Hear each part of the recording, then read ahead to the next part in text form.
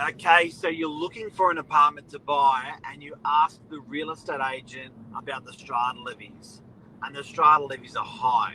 Is that good or bad? We're going to talk about it right now. Stay tuned.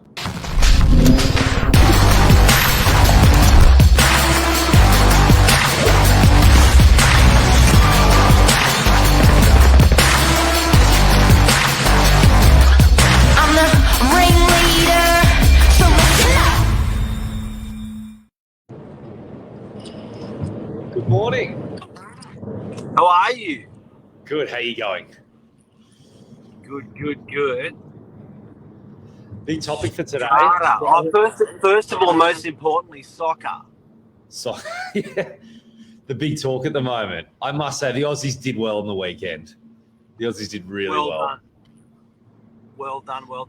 Now, City of Sydney put on a big event down at Darling Harbour near the IMAX Theatre, and I went down there at 6 a.m. and boy, was that an event worth. Well done to everyone who attended, and well done to the players. Far out. Well, I don't think there was really an expectation there. The fact that we made it that far, win or lose that game, I think everyone was super proud and super happy, and we put up a good fight. Yeah, it was good run for the Battler. That's it. And it's the first big event like that since COVID in terms of, I can't remember the last time in Sydney CBD, something like that, where there's heaps of people. And it's nice to see these sorts of events come back now because they were a thing of the past couple of years. So it's good to see them coming back, bring everyone together. We lost it in 2021 and majority of 22. So it's good seeing normalisation. Exactly. So today, strata rates. Yes. So guys, it's your topic. I know.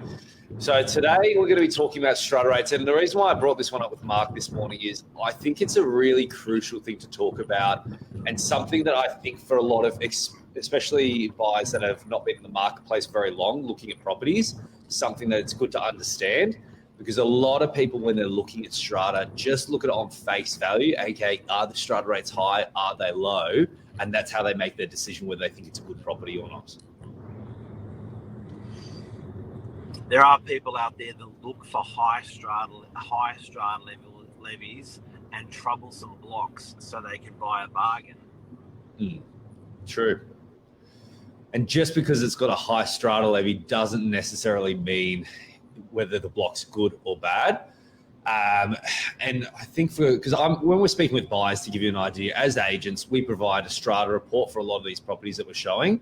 And for a lot of buyers that are out there, before they even look at the strata report or even think about the strata, when they inquire on a property, they go, what are the strata rates? And sometimes if they're above what they think, yeah, it is my favorite topic, Lisa. If they think it's too high for what they're wanting, even if it's maybe $100 or $200 a week, more than what they were expecting it to be, they go, oh no, I don't want to look at that property. And what you can really be doing is shooting yourself in the foot where it could actually be a really, really great strata. Yep. Look, I think it's a bit like everything. The strata levy is not the marker. The price is not necessarily the marker. A lot of the time when people, it's when you put all that stuff together into the purchase, how it actually all looks. It's part of the cake, but it's not the be all and end all ingredient. And strata is even like that within itself, where Luke's brought up. You've got special levies, so you may be attracted to a building because it's got low strata, but then there's big singular special levies that have been paid or due to pay. So I think you can't look at strata levies in isolation. You've got to look at them basically with everything else that's involved in the building. So Michael, how would you do that? So say you see a building and you go, shit, that's a really nice low strata, or the opposite. How would you then dig deeper? Are there questions you're going to ask the agent, or what are the things that you do? 100%. Well, it starts obviously when you first 3-0 England are up. So guys, it starts first of all, ask the agent, obviously, because a lot of people, when they first start, they inquire on realestate.com or Domain, or digitally, they go to the agent, hey, what are the strata rates? Understand what the strata rates are. Come and have a look at the property. That's first of all. There's no point digging into all the strata if you don't even like the property that you're going to come and look at. Come and look at it, see if you like the property. If you do like it, then dig a little bit deeper. Guess what are the strata rates? Ask what's in the sinking fund. What planned works have they got coming up? What have they done in the past? Look at the way they present the common areas. You really want to... So, is it a stupid question asking how much strata levies are? No, I don't think it's a stupid question, but I think it's one very small piece of the puzzle. It's great to know because it's obviously your outgoings, but in isolation, it means absolutely nothing in terms of whether a strata is great or bad. There's so many other things hidden, other layers beneath it that will affect it. So important. I've got a kindy at the moment that we're selling. It's a $4.3 million kindy, and it has a rent coming in of almost $300,000. Big rent. So it's over a 7% triple net return. The tenant pays for the strata levies. The tenant pays for the fit out inside, maintaining the fit out inside. The tenant pays for land tax. The tenant pays for everything. People have an issue with the strata with strata itself and the strata levy, even though the tenant's paying it. And I look at that and I think, and like Lisa said in her comment here, strata is swapping out money for time. So it's programmed. Yeah, it's programmed maintenance for the outside of the building, and programmed maintenance for the outside of the building, if it's programmed and done, and it's done economically, is very, very good. Because it just means that you're not out there, you're not going to get hit for replacing the roof, or you're not going to get blindsided by repairs or maintenance because they're maintained and run and done by professionals. So, I think people are going to be really selective on strata. Educate yourself on strata. If the levy is high on strata or low on strata, understand why. A strata searcher is a great person to do that for you. You can imagine someone who's doing thousands and thousands of strata searches. They get really good at sniffing the bullshit at the well-run blocks and the bad-run blocks.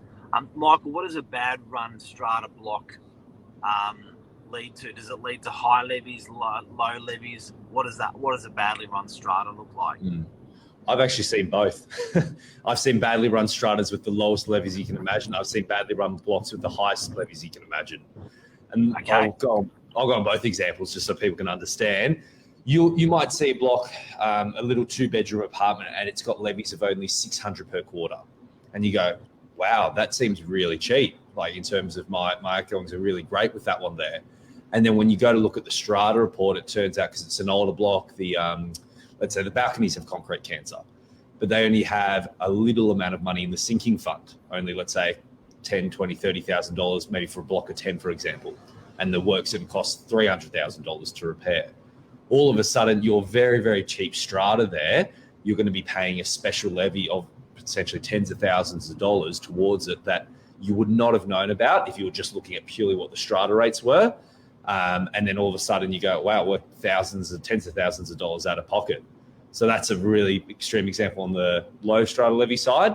And then I've seen badly run blocks where they have high strata levies, and maybe they haven't been saving adequately in the past, or their expenditure's blown out, and now they're having to put up their strata rates to save up more.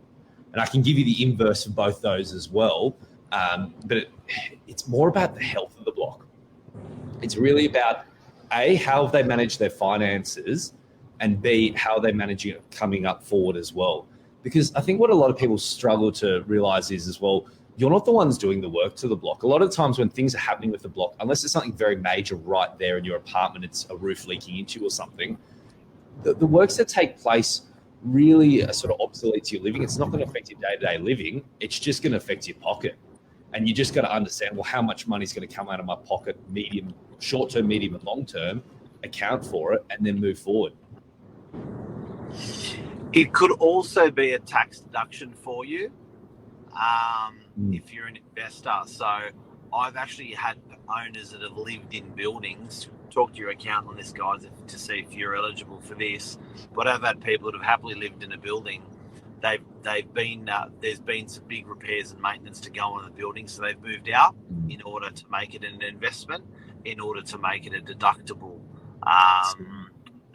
So which is sometimes, and you know what, some of these high strata levies, it could also mean that the building's going to look sexier, that it's going to be a value add to the building. So you could be spending a couple of $1,000s and you could be making a couple of $1,000s because your unit's getting an intercom or it's getting repainted. So I think it's really, really important to look at the value add proposition. I know Luke's mentioned it this morning, that he's attracted. Where is he? Yeah. Luke said he actually is attracted to it because there sometimes can be a value proposition or a value add by those levies, by the building being a bad building, because you're buying it as a bad building and it will end up sometimes as a good building. So he's sometimes as a buyer's agent or as a buyer, that's actually quite attractive. So you'd never think that. 100%. And Luana made another good comment as well. If Strata's run independently or it's run by and managed by an owner-occupier, that's the thing. So when you're looking at Strata as well, obviously there's the Strata committee, there's normally the Strata company that's running it as well. And you want to see the way that they manage it also, because what you'll find is sometimes, and you can see this in the minutes as well, when a committee, maybe, let's say there's works that need to be done to a block. And I've seen blocks where they just keep sweeping it under the rug. The strata rates are pretty reasonable. They've got lots of money in the sinking fund. Once again, in theory, it looks all great. But then there's all these works that they were meant to do to the block they should have probably done. But everyone's going, no, we don't want to spend the money. Let's just save it. Versus maybe a block that's gone, hey, these things are coming up. Let's spend the money, get onto it now. A, the block presents better. B, it means it's going to save us more money in the long term. Yes, your balance sheet doesn't look as good right this very second, but over the next 10 years, you're actually saving money and you've got a better block. A top-notch lawyer told me once, equity comes with clean hands. Now, if you look at how much equity people have personally themselves that are sitting on the Strata committee, all of the owners on the committee, they all have a hell of a lot of interest in that property and making sure it actually works and goes okay. So it's always going to work out generally okay, because everyone's going to have good intentions because they've all got equity tied up in that property. So even though you freak out when you have even though people freak out when they see a strata, I still don't freak out because I think, you know what, there's 10 units of $1 million in there. There's $10 million of equity in there. Those people are going to be making the right decisions most of the time for that block because they've got best interest tied up in it. And probably the last point I want to make on it, and it's probably the biggest one in terms of what I find is the difference in strata rates, is you got your admin fund and you got your capital works fund. So put simply, your admin fund is your day-to-day runnings or month-to-month runnings of the block, things that are always being spent. What I find is most blocks, and I'll use DY as an example, Northern Beaches, for apple units, a little 2 better, a big 2 better, a big 3 better, a little 1 better. Most of them, funnily enough, for similar size units, because it's based off how big your unit is, your rates. For similar size units, the admin fund is actually almost not identical, but within probably a couple $100 for pretty much every single block across the beaches. And the biggest difference is the capital works fund. So to give an example, an admin fund for a block might be, for a 2-bedroom unit, might be $650 a quarter they're spending towards the admin side of things.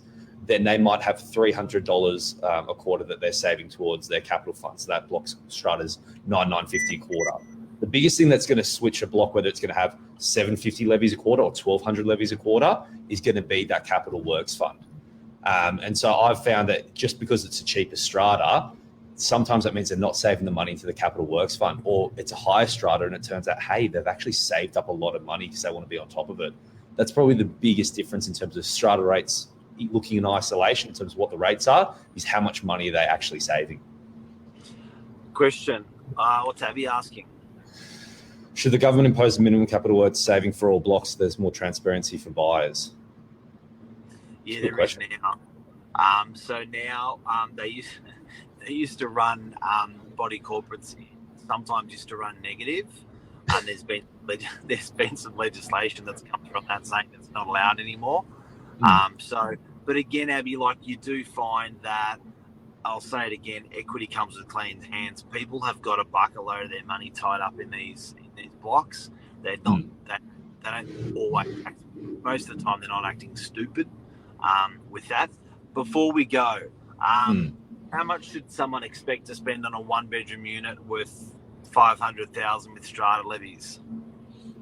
It's funnily enough, the range is really starting to widen, anywhere between 600 probably up to about 1,000 a quarter on average. How much does someone expect to pay on a 2-bedroom unit worth $800,000? 800 to 1,200 per quarter. How much should someone expect to pay for a little slightly penthousey 3-bedroom worth $1.5 million in DY? 1,100 to 1,500. Rough ballpark. Bear in mind, guys, these extremes can go either side as well. They can go a lot more or potentially a little bit less, but majority of them will fall in those sorts of rough ranges.